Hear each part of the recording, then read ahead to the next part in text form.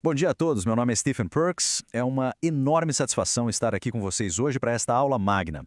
O nosso objetivo hoje é fazer uma verdadeira imersão, uma imersão profunda e analítica nas teses centrais que eu desenvolvo no meu livro A Adoração a Baal Antiga e Moderna. Olha, isso aqui não é uma simples palestra, mas sim um convite. Um convite a um diagnóstico cultural rigoroso.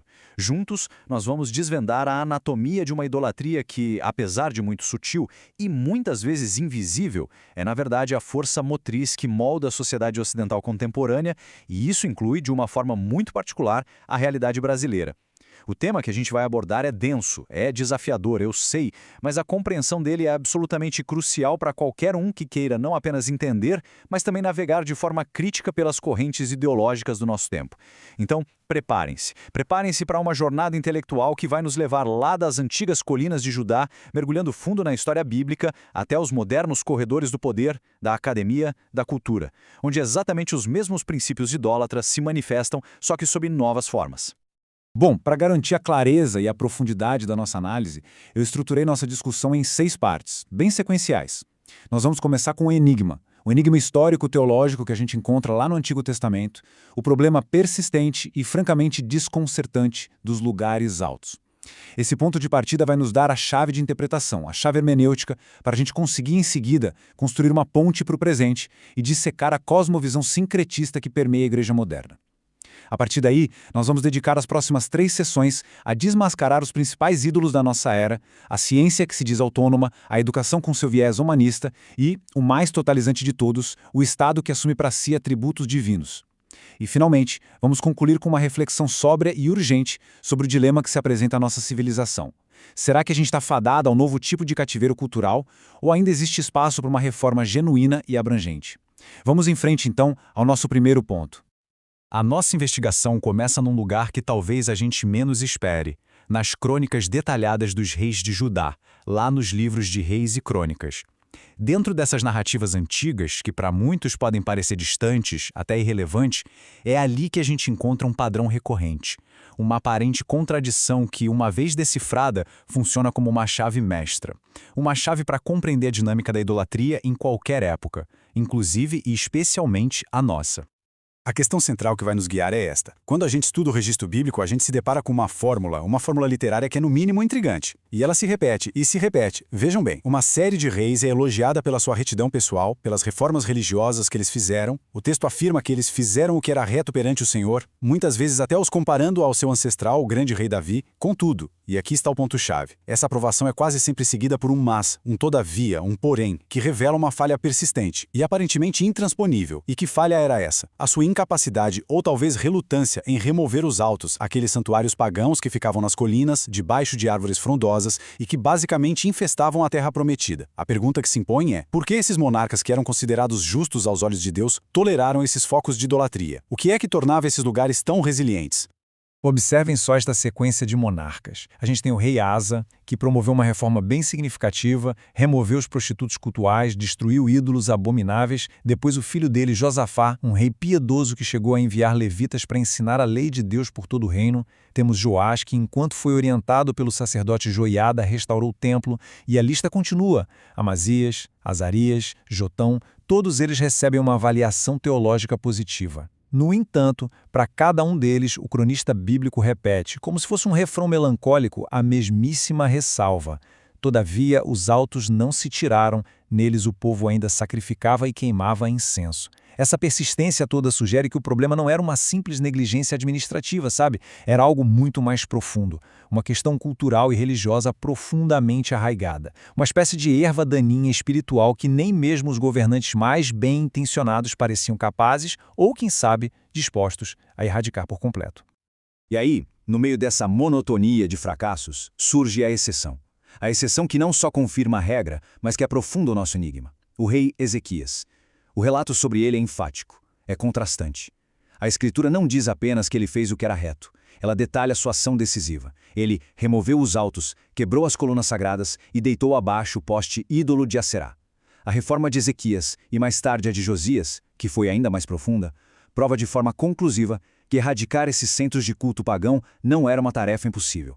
Era sim uma questão de percepção espiritual, de vontade política e de coragem teológica. A ação de Ezequias nos força a refinar a nossa pergunta. Afinal, o que exatamente impedia os outros bons reis? O que tornava os altos tão politicamente intocáveis e culturalmente aceitos a ponto de serem tolerados por monarcas piedosos? Pois bem, a resposta para esse enigma complexo está em um único conceito-chave: sincretismo. O povo de Judá e Israel, em sua grande maioria, não se via como apóstata. Eles não achavam que eram idólatras, no sentido de terem abandonado o Deus da aliança. Pelo contrário, eles acreditavam genuinamente que ao sacrificar nos altos, eles estavam prestando culto a Yahvé, o Deus verdadeiro. O que aconteceu na nação não foi uma substituição de Yahvé por Baal, foi uma fusão. Eles praticavam uma religião híbrida, sincrética, na qual o nome de Yahvé era invocado, sim, mas os rituais, as pressuposições, a teologia prática, tudo isso era emprestado diretamente do culto cananeu à fertilidade, que era centrado na figura de Baal. E a anatomia dessa religião sincrética é fascinante e muito reveladora. As raízes institucionais disso tudo remontam à apostasia do rei Salomão, que, por razões políticas e pessoais, construiu santuários para deuses estrangeiros como Astarote, a deusa sidônia da fertilidade, e Moloch, a divindade amonita a quem crianças eram sacrificadas no fogo. Esses centros de culto pagão nunca foram completamente expurgados e acabaram se tornando parte da paisagem religiosa da nação. A própria palavra Baal é um termo semítico que significa simplesmente senhor ou mestre, um título que podia ser e era facilmente confundido e aplicado a Yahvé. E assim, o povo que estava imerso numa cultura agrária adotou os rituais de fertilidade cananeus, que, na prática, pareciam funcionar para garantir boas colheitas e rebanhos, e os integrou à sua adoração a Yahvé. Eles não percebiam a corrupção fundamental que isso representava. A idolatria tinha se tornado a norma cultural, era o ar que eles respiravam, a forma tradicional de praticar a fé. Então, o ponto crucial que a gente precisa reter desta primeira sessão é este. O maior perigo espiritual em Judá não era o ateísmo, não era a falta de religiosidade, muito pelo contrário. A sociedade era profundamente religiosa. O problema era uma adoração corrompida, uma idolatria disfarçada de piedade, uma fé que tinha sido esvaziada do seu conteúdo bíblico e preenchida com pressupostos pagãos. Essa idolatria estava tão profundamente entrelaçada na vida cotidiana, na economia agrária, na identidade cultural, que ela se tornou invisível. Invisível até mesmo para líderes religiosos e políticos que sinceramente buscavam fazer o que era reto. É essa dinâmica da idolatria normalizada e invisível que vai nos servir de lente analítica para a gente examinar como uma honestidade brutal a nossa própria época. Com a lição de Judá bem estabelecida em nossa mente, agora a gente vira o espelho analítico para a igreja ocidental contemporânea. E o meu argumento central é que nós hoje, de forma muito parecida com os antigos israelitas, também temos os nossos lugares altos. Nós temos os nossos próprios centros de adoração pagã que, por serem tão onipresentes, tão integrados à nossa maneira de pensar e viver, se tornaram funcionalmente invisíveis para a grande maioria dos cristãos professos. Essa citação do meu livro resume a tese central para esta sessão. Assim como os antigos israelitas, muitos cristãos hoje falham em reconhecer a extensão do seu próprio comprometimento sincretista. E a razão para essa cegueira é a mesma. Nós estamos imersos desde o nascimento numa cosmovisão dominante que molda nossas pressuposições mais básicas sobre a realidade, a verdade, a moralidade, o propósito da vida. E essa cosmovisão, na sua essência, não é neutra. Ela é uma religião idólatra. A religião pagã moderna, o nosso Baal, é o humanismo secular. E é fundamental que a gente o reconheça pelo que ele é, um sistema de fé completo, abrangente e totalizante. Este slide ilustra bem o conflito, um conflito irreconciliável entre as duas cosmovisões. De um lado, a gente tem a cosmovisão bíblica. Ela parte da pressuposição fundamental de que Deus é a realidade primária. Ele é o Criador soberano e, portanto, a fonte de toda a verdade, de todo o significado, lei e moralidade. Nessa visão, a fé não é um salto irracional no escuro. Pelo contrário, é o próprio fundamento epistemológico, o ponto de partida para todo o conhecimento verdadeiro. Do outro lado, nós temos a cosmovisão humanista secular. E é crucial entender isso. Ela não é ausência de fé. Ela é um sistema de fé completo, com seus próprios dogmas. E o dogma central é a autonomia do homem. O ser humano é a medida de todas as coisas e a sua razão, independente de qualquer revelação divina, é a juíza final da verdade. Nesse sistema, Deus, se é que existe, é colocado na esfera privada da opinião pessoal. Ele se torna totalmente irrelevante para a vida pública, para a ciência, para a lei, para a educação. São dois sistemas de crença totalizantes e mutuamente exclusivos em guerra pelo domínio da cultura. Mas como então que um cristão se torna um idólatra praticante sem nem perceber? Bom, O processo de sincretismo moderno geralmente segue estes 4 passos. Primeiro, a imersão cultural. Desde a infância, através da escola, da mídia, do entretenimento, a gente absorve os pressupostos do humanismo secular como se fossem verdades neutras, autoevidentes, científicas. Segundo passo, a racionalização da fé.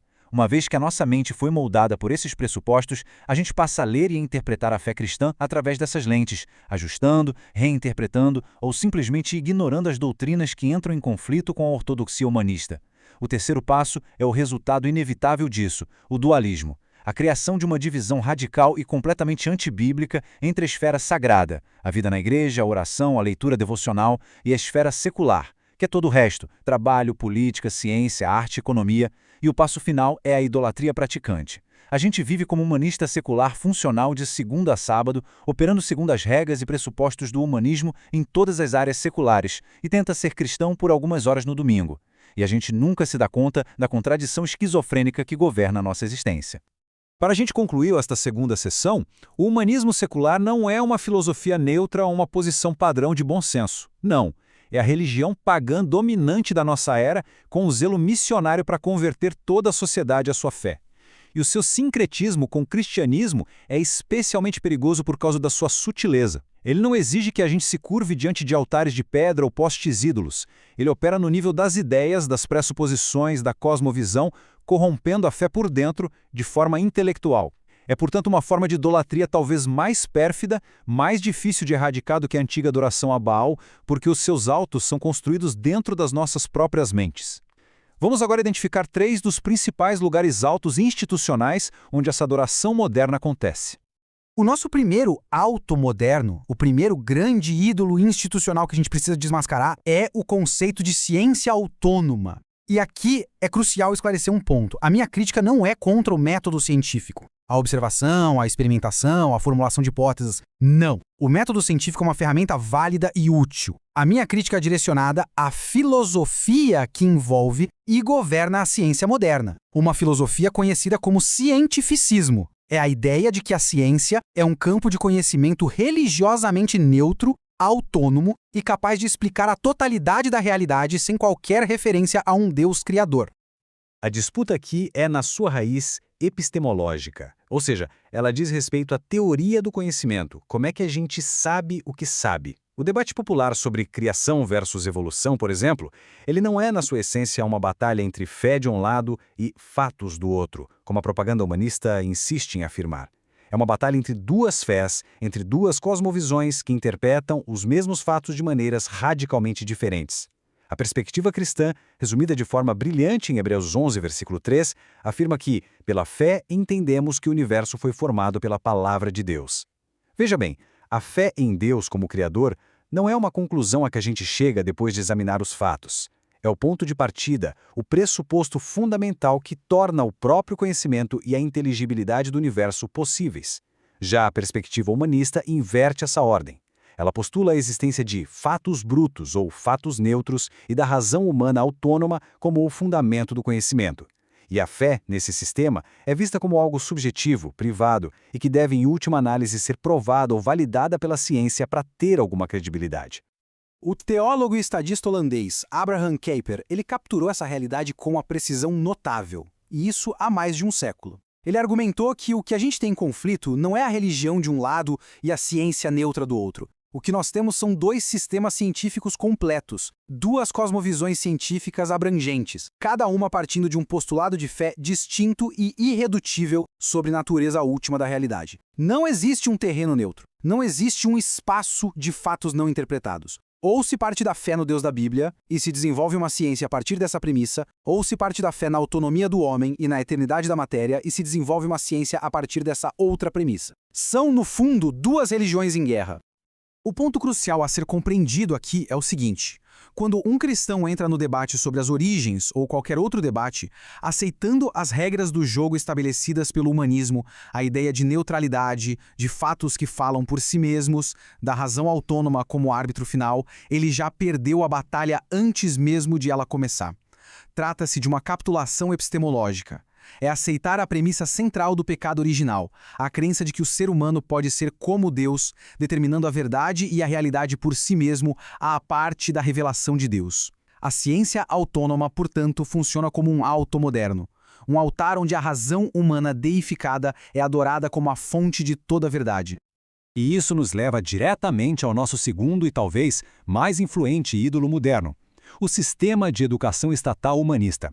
Pensem bem, se a batalha fundamental da nossa era é uma guerra de cosmovisões, o campo principal de batalha, o território estratégico mais disputado, é, sem a menor dúvida, a sala de aula. É ali que as mentes e os corações da próxima geração são sistematicamente moldados. A educação secular estatal, por sua própria definição, não é e nem pode ser neutra. Ela opera com base num conjunto de credos religiosos implícitos, mas muito poderosos. Primeiro, o pressuposto fundamental de que o universo, a história, a biologia, a ética, tudo isso é inteligível e pode ser corretamente compreendido sem qualquer referência a Deus. Segundo, o credo de que a criança, em última análise, pertence ao Estado e deve ser formada como um bom cidadão a serviço da coletividade, e não como uma criatura feita à imagem de Deus com um propósito divino. Terceiro, a crença de que a educação é uma tarefa holística, ou seja, ela abrange o desenvolvimento intelectual, moral e até espiritual da criança, e que essa tarefa deve ser conduzida pelo Estado. E, finalmente, o dogma de que a fé cristã é um hobby privado, uma opinião pessoal, sem lugar na esfera do conhecimento público e objetivo. A suposta neutralidade religiosa da escola pública é a maior de suas ficções. Na prática, ela funciona como um seminário de doutrinação em tempo integral na religião do humanismo secular.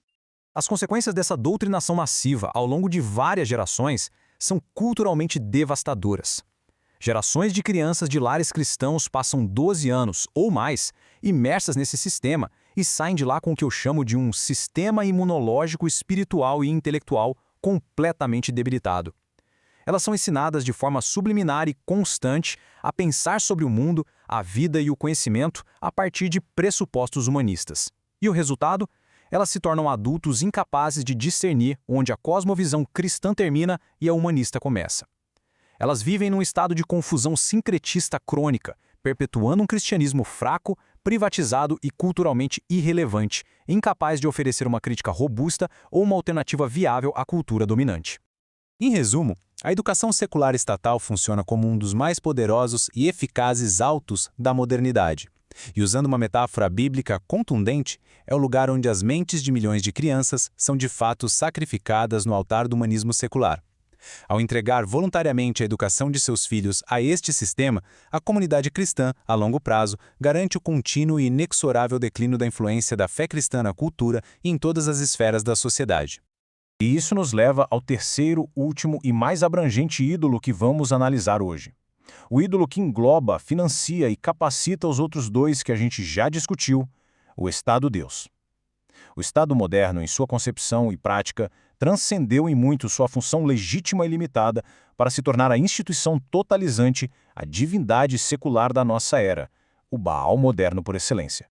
Para a gente ter uma noção da escala e da onipresença desse ídolo, vamos considerar este número.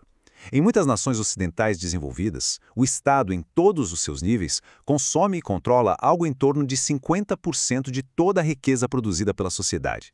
50%!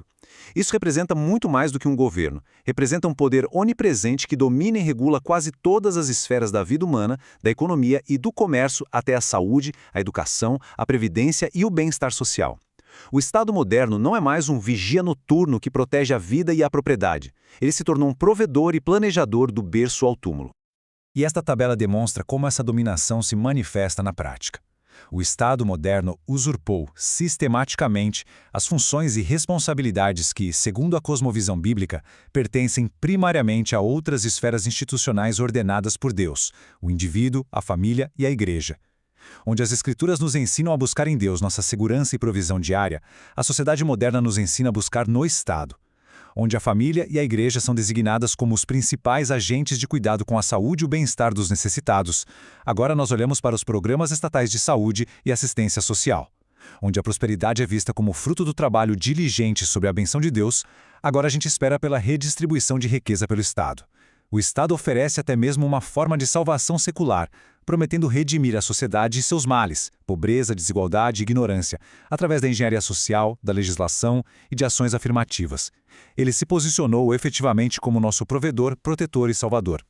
Mas como nós chegamos a este ponto? A raiz do problema, eu argumento, é profundamente teológica. O processo começa dentro da própria igreja, com o declínio, a negação ou enfraquecimento da robusta doutrina bíblica da soberania absoluta de Deus, incluindo sua predestinação e seu controle providencial sobre toda a história. Uma vez que o conceito de soberania é esvaziado de seu significado teológico, ele não desaparece da cultura. A natureza abomina o vácuo. O conceito é então secularizado. E esse atributo de poder último, absoluto e ordenador é transferido para o ídolo moderno mais plausível, o Estado. E, finalmente, o Estado assume o papel de predestinador secular. No lugar da eleição divina, nós temos a engenharia social. No lugar da providência de Deus, temos o planejamento central. O Estado passa a planejar, a regular e a controlar a sociedade, com o objetivo de determinar o seu destino. A soberania de Deus é, na prática, substituída pela tirania do Estado planejador.